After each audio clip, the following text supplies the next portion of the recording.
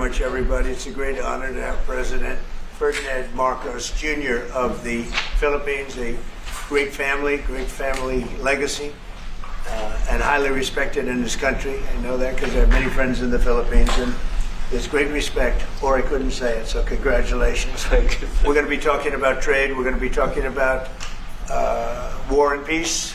They're a very important nation militarily, and we've had some great drills lately. We're back with them. I think I can say that the last administration was not getting along with them too well. They didn't get along with anybody. They didn't know. Honestly, they didn't know what they were doing. But we have some fantastic military relationships with the Philippines, and that's been reinstituted. And Pete, I would say that you couldn't be happier, right, with the relationship. Great partners. So I just want to say it's an honor to have you. We're going to talk about trade today, and we're very close to finishing a trade deal, big trade deal actually. And we do a lot of business with you. It's a lot of income coming in for both groups. But I was surprised to see the kind of numbers. They're very big, and they're going to get bigger under what we're doing and what we're proposing. And I just want to thank you for being with us. It's a great honor. You and your representative. It's really a great honor. We have a big announcement. AstraZeneca, the big drug company, is going to spend $50 billion, just announced $50 billion in the United States in order to build various places all over the country, big manufacturing plants, pharmaceutical plants all over the country. So that's an honor. And he said they did that because of the election and because of the fact that the tariffs are placed. So they're building their facilities in New York. $50 billion, that's a big investment. And it's going to be a very good investment. I have no doubt about it. So thank you to AstraZeneca. And with that, I'd like to have you say a few words, please. Thank you very much, Mr. President. Of course, we're all very happy to be here to once again reaffirm the very strong ties between the Philippines and the United States, ties that go back over 100 years. And considering the context in which we live these days, especially in my part of the world, this has evolved into as important a relationship as is possible to have. We must remember that the United States is our only treaty partner in the Philippines, and that has stood us in good stead over the years,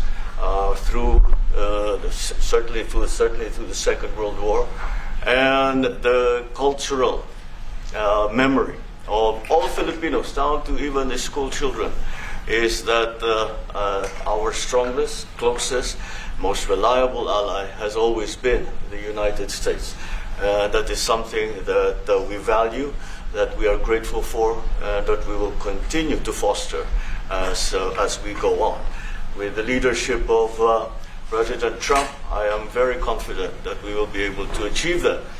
I think it is worthwhile to remember that it was President Trump who, in his first term, characterized the relationship between the Philippines and the United States as ironclad. And that has been necessarily the case since that time that you made that statement, sir. And it is something that the Philippines will always hold close to its heart. Thank you once again, and we are honored, and it is our great pleasure to be here and to visit with the President of the United States. Thank you, sir. It's my great honor. Any questions? Mr. President. Yeah, please go ahead.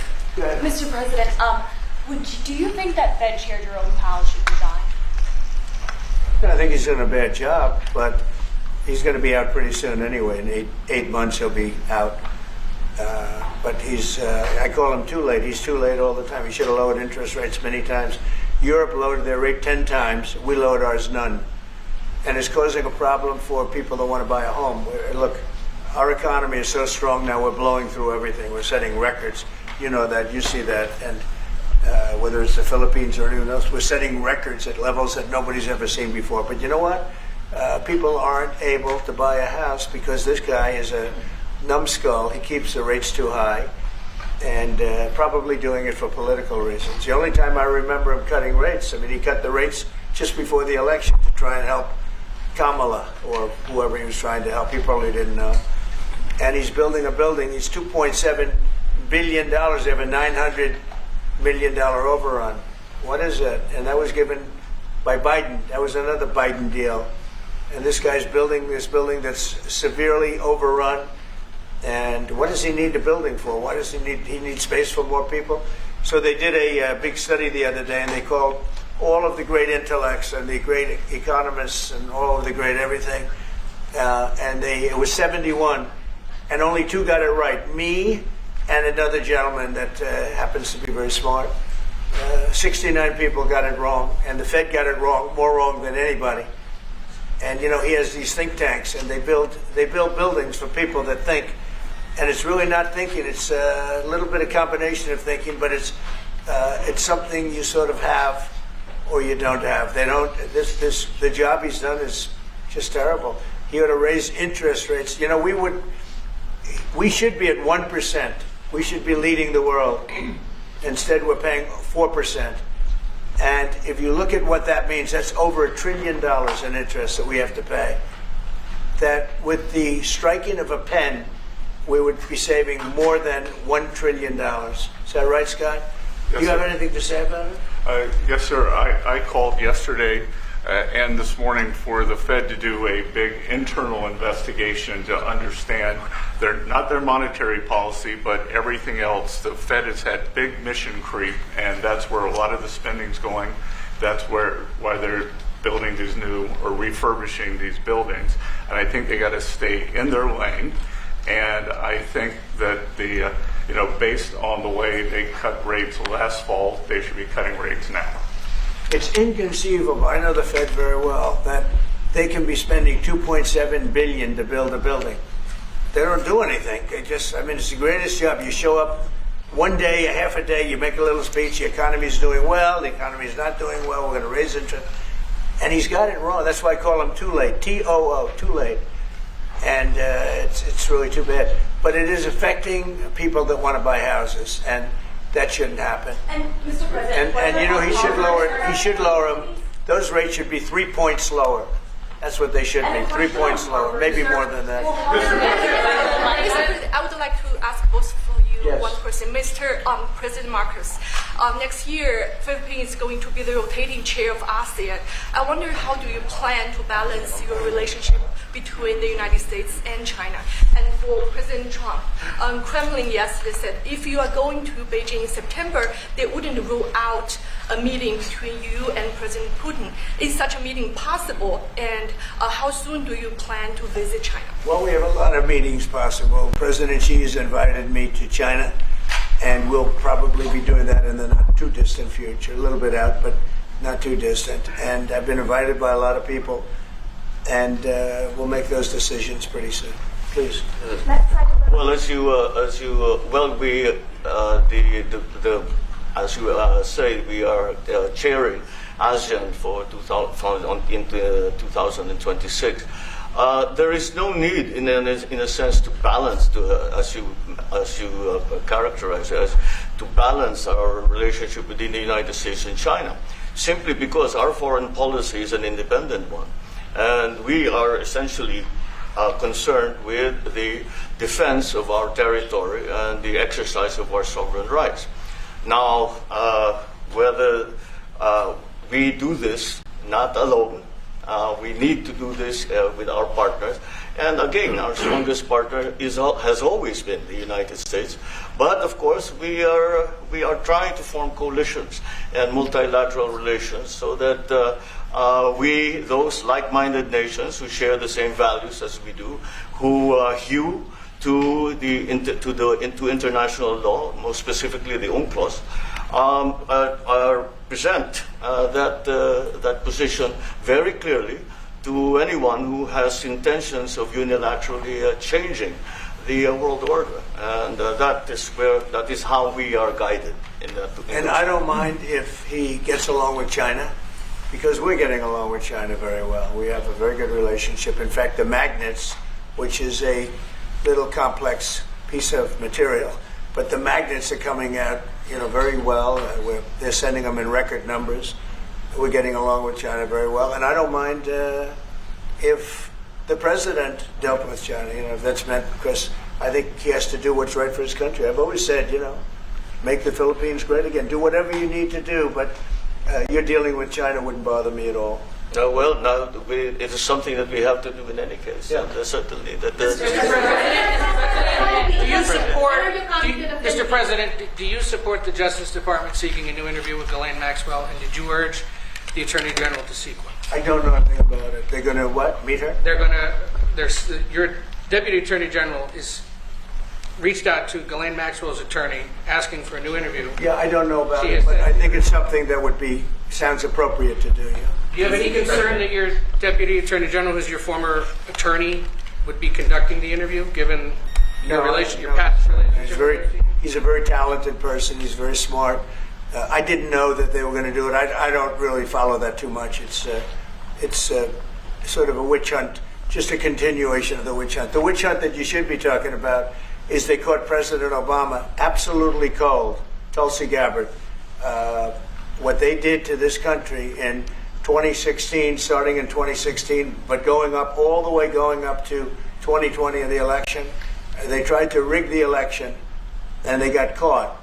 And there should be very severe consequences for that. When we caught Hillary Clinton, I said, you know what? Let's not go too far here. It's the ex-wife of a president, and I thought it was sort of terrible. And I let her off the hook, and I'm very happy I did. But it's time to start, after what they did to me, and whether it's right or wrong, it's time to go after people. Obama's been caught directly. So people say, a group. It's not a group. It's Obama. His orders are on the paper. The papers are signed. The papers came right out of their office. They sent everything to be highly classified. Well, the highly classified's been released. And what they did in 2016 and in 2020 is very criminal. It's criminal at the highest level. So that's really the things you should be talking about. I know nothing about the other, but I think it's appropriate that they do go. May I ask you about that, Mr. President? Tulsi Gabbard has submitted a criminal referral to the Department of Justice. From your perspective, who should the DOJ target as part of their investigation? What specific figures in the Obama administration? Well, based on what I read, and I read pretty much what you read, it would be President Obama. He started it. And Biden was there with him, and Comey was there, and Clapper, the whole group was there. Brennan, they were all there in a room. Right here, this was the room. This is much more beautiful than it was then, but that's okay. I have nice pictures up that came out of the vaults. They were in there for 100 years. This is much more beautiful. We have the Declaration of Independence now in the room, which wasn't here. I guess people didn't feel too good about putting it here, but I do. But you know what?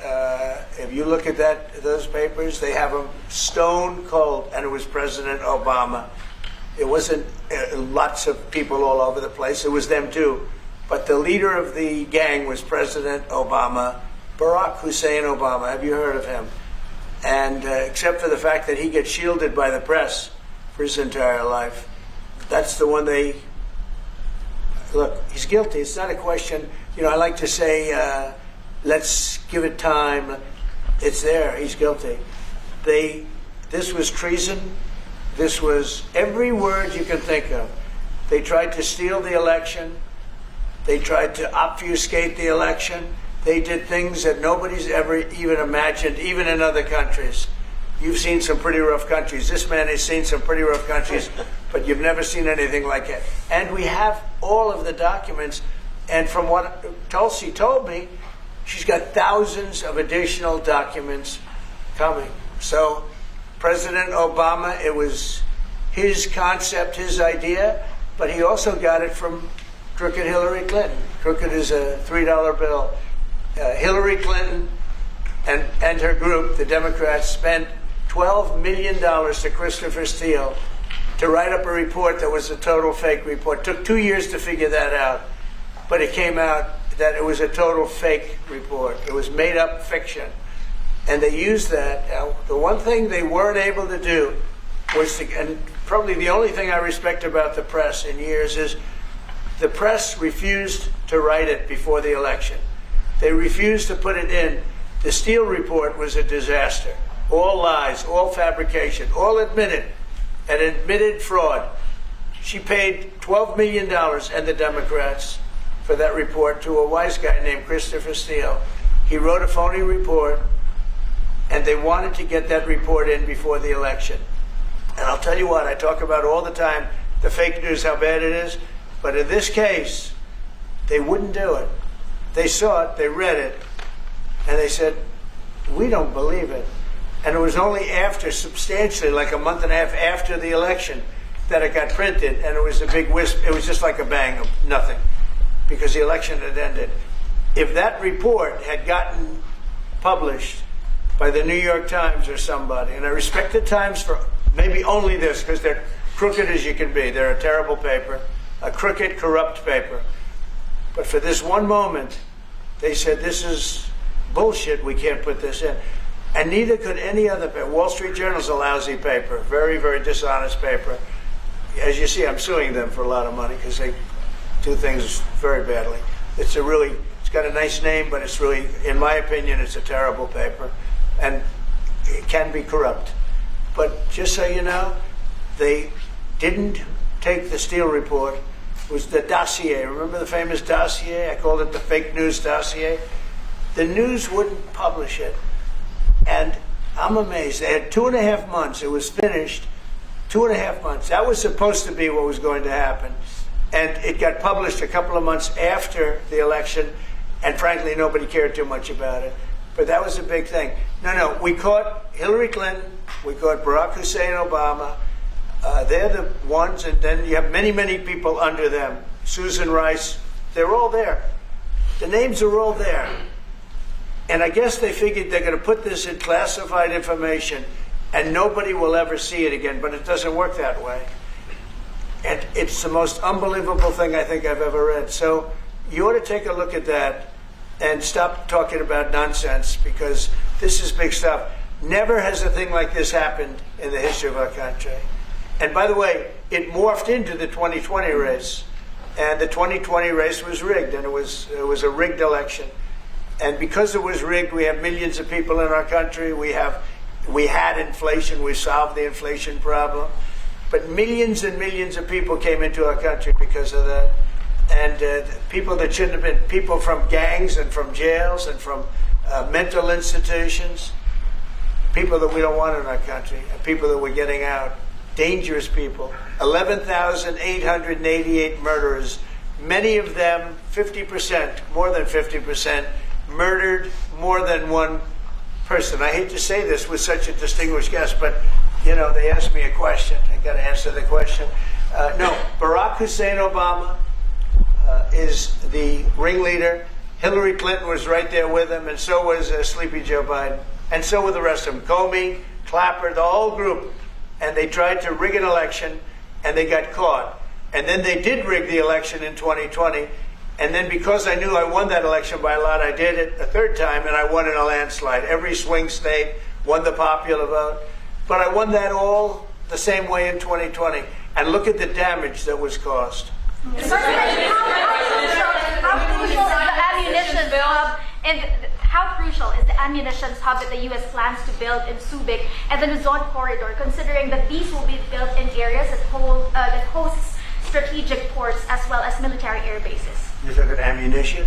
Yes, the U.S. House Congressional Committee on Appropriations approved a budget. What's very important. Otherwise, Sorry? we wouldn't have approved it. Sorry? Yeah, it's very important. Otherwise, we wouldn't. We need ammunition. We're going to end up in a few months, we'll have more ammunition than any country has ever had. We're going to have more missiles than any country has ever had. We're going to have all the speedy missiles. We'll have the speedy ones, the slow ones, the accurate ones, the ones that are slightly less accurate. We have everything. But we will have more ammunition than any country has ever had. It's very important to me. And how Go ahead, please, Red. Sir, when you say that you're close to making a trade deal, what gaps remain? And for President Marcos, sir, I was just wondering, do you not think that perhaps the Philippines hosting U.S. missile systems could be considered escalatory by China, especially because they can strike even to mainland China? Thank you. Well, it's an honor to be with this gentleman. You know, I've known him, and I've known his family, actually, but I've known him. And I assume you're from the Philippines? Are you from the Philippines? Yes, sir. It's good. You're very lucky to be from the Philippines. It's a great place. But we're going to have a very good relationship. I mean, I know you had some problems with another president, and it was not your fault. It was the president's fault. And the country was maybe tilting toward China, but we untilted it very, very quickly. But you had a country that was tilting toward China for a period of time, and I just don't think that would have been good for you. You can deal with China, you should deal with China, but when I got elected, everything changed, and they came right back to us. President Trump, could we consider extending the Say it again? Yeah, Brian, go ahead. Oh, Mr. President, I just wanted to piggyback off Sorry, I have a question to President Marcos. I'll let you Yes, yes. I'm sorry, what was the question again? It was about whether having U.S. missiles hosted in the Philippines could be considered escalatory by China. All of what we consider part of the modernization of the Philippine military is really as a response to the circumstances that surround the situation around the South China Sea and now what we used to refer to as Asia Pacific, which we have expanded now to the Indo-Pacific. And if we would certainly, like in any kind of military spending, we would wish that it wasn't necessary, but it is. And so that is what we are doing. And as an adjunct to the question about the ammunition production, this is actually the United States is assisting the Philippines in what we call our self-reliance defense program, which is to allow us to be self-reliant and to be able to stand our own 2 feet, whatever the circumstances that occur in the future. And that the reason that we have encouraged more interaction with the United States is because it is necessary. And it is not just with the United States. It is with all our neighboring countries and even countries as far afield as the Scandinavian countries, the EU. And so this is an ongoing process. And again, I will stress the point that we do this because we feel it is necessary.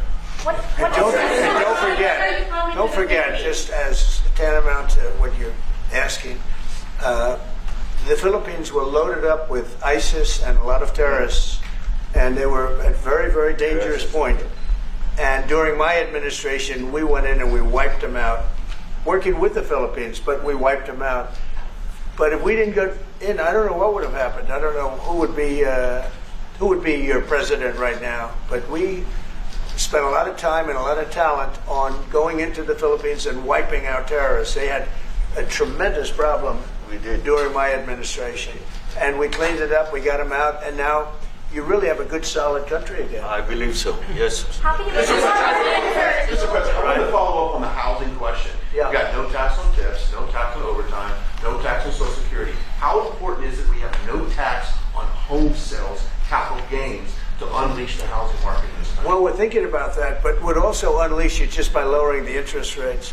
If the Fed would lower the rates, we wouldn't even have to do that. But we are thinking about no tax on capital gains on houses.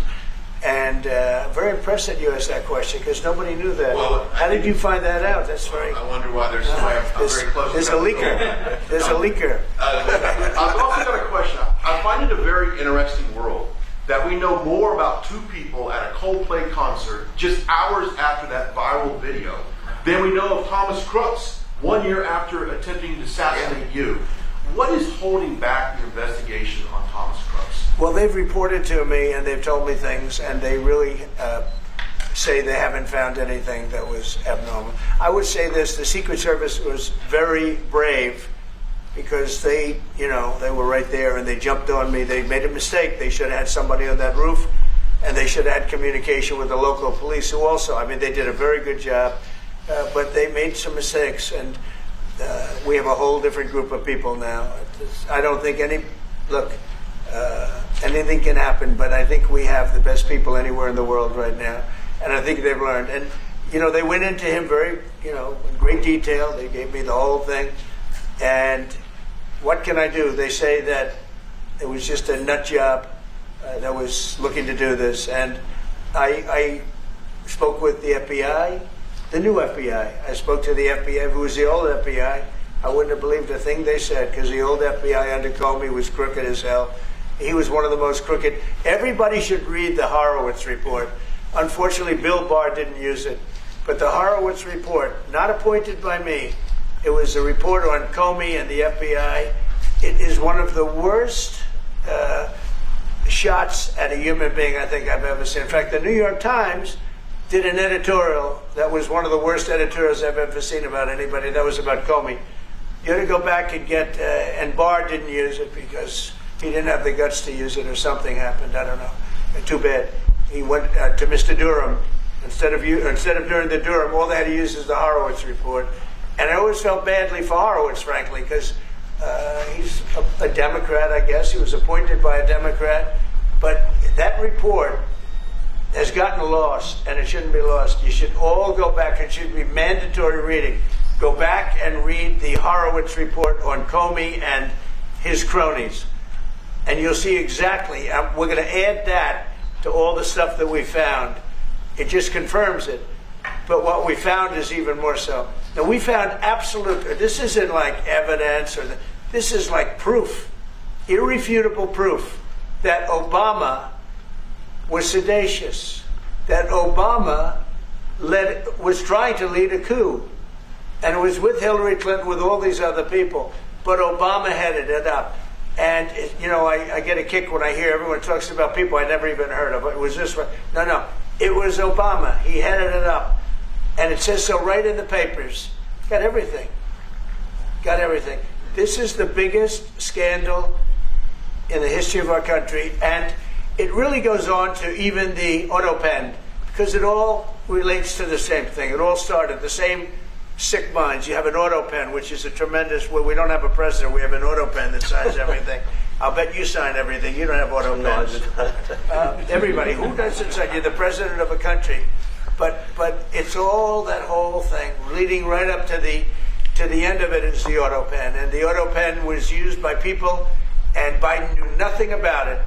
Biden knew nothing about it. They were signing documents that he knew nothing about. As an example, they released the Unselect Committee of Liability. The Unselect Committee spent 2 years grilling everybody, and then they destroyed all the evidence. You know why? Because the evidence made them guilty, and he gave them all a pardon. The Cheney, all the scum that was on the Unselect Committee, Cryan, Adam Kinzinger, and Democrats, and he gave them a pardon. Do you have something else? Yes, sir. I was going to add one more thing on Adam Schiff. Director Pulte reports that Adam Schiff claims he lived in a one-bedroom apartment. Now, how does a family of four, and you're a developer, very successful developer, how does a family of four live in a one-bedroom apartment? No, it looks like Adam Schiff really did a bad thing. They have him. Now, let's see what happens. It's not up to me. It's not up to, I stay out of it purposely. But it's mortgage loan fraud. It's a big deal. He defrauded banks and insurance companies and the federal government. But it's very simple. It's mortgage loan fraud. And you're right. It's a lot of people to live in a one-bedroom apartment, right? But he put it down. But he has a lot of other things far worse than that. So, no, Adam Schiff, they have him 100% on mortgage fraud. Now, if there's anybody else in this room except you would have no problem. But anybody else in this room, you'd have a problem. I'd have a problem. Yeah, please. So there was a hearing yesterday in the Harvard case. Would you allow Harvard to get their federal dollars back as a part of any agreement with the administration?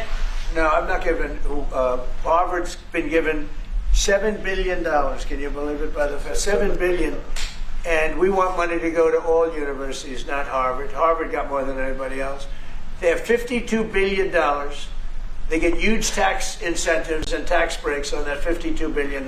But they have $52 billion, and they got $7 billion over a short period of time. And we have a very hostile judge appointed by Barack Hussein Obama, a very, very hostile judge who knows exactly right from wrong. But you know, we expect to win it on appeal. She hasn't given a decision yet, but she's very hostile, and she was put by Barack Hussein Obama. And generally speaking, anybody that does that, we're going to have problems with. So we don't expect to have. We won the case yesterday. Anybody that was there that was a neutral would say we easily won the case. But a lot of the case, and a big part of it's going to be how much money Harvard gets in the future. That's not part of the case, and they're not going to get very much. Mr. President, where are we in terms of negotiating about the reciprocal tariff? How far are we? With who? With the Philippines. Yes, sir. How far Are you from the Philippines? Yes, sir. I'm from the Philippines. How far are we from achieving Well, free it's tough. trade He's a very tough negotiator. So far, we're not there because he's negotiating too tough. In fact, I used to like him better than I do now. He's too tough. But we'll probably agree to something. But he's strong, a strong negotiator. He loves your country. Mr. President, When are you coming to No, the no, Philippines? please. You talk a lot about the severe consequences that those who are involved in the Russia hoax must face. In your view, sir, what are the next steps now that these documents are out there in Tulsi Gabbard? Well, the Justice Department would have to act. And we have a very competent, very good, very loyal to our country person in Pam Bondi, very respected. And it's going to be her decision. Just a follow-up to that, sir. Christy Nome is in New York City visiting an off-duty CBP officer who was allegedly shot this weekend by an illegal alien who came into the country during the previous administration. Right. What is your message to any local leaders who continue to push sanctuary city policies after this nearly tragic incident? So the only thing I don't understand, because you like to understand things and we're all smart people and all, but why would they allow 21 million people into our country, unvetted, unchecked? You don't allow it. You wouldn't allow people then. He's tough. No, the country's run properly. Biden and his group of thugs, and I don't think it was Biden, I think it was the people that surrounded that beautiful Resolute desk right behind you. They allowed 21 million people, probably much more than that, and many of them came from jails and gangs and drug dealers and mental institutions, insane asylums. Many of them are very sick. 21 million, probably 25 million, probably even more than that. And we're getting them out. Many were murderers, as I said. They killed people. Many killed more than one person. Stone cold murderers. I don't understand why they would have allowed that. There's only two reasons. The vote. Is there one voters? It's one reason. I don't think they would have done it for that because they cheat. You know, they're so good at cheating, they don't need that. But the vote, and the second reason is they hate our country. I think they hate our country. I actually do. And it's the biggest problem. I mean, much of our time is spent with, you know, we have the strongest border anywhere in the world now.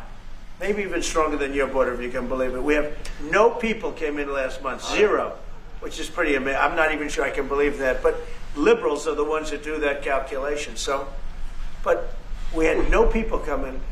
A year ago, we had hundreds of thousands of people come in. Hundreds of thousands of people. And they flowed in. And if it wasn't for the election, it would have been millions of people came in last year. So millions of people prior to election time, they allowed millions and millions of people to come into our, I mean, you saw it. They'd open the gates. If you took an Alabama-LSU football game that holds 128,000 people, I was there, 128,000 people, and I liked them and they liked me. But if you took that and doubled it, that's what used to flow into our country on a daily basis. It's not even believable. And we're getting them out, and we're starting with the worst ones. And we had a man shot yesterday, a police officer who was a great gentleman, shot right here in the throat. Probably won't be able to speak again. But he was brave, and he shot the other guy, and they ended up getting him. And you saw the scene where his friend took him to a hospital and dumped him down on the sidewalk. The whole thing was crazy. But why would anybody do to our country what these Democrats have done? And honestly, we can never forget it.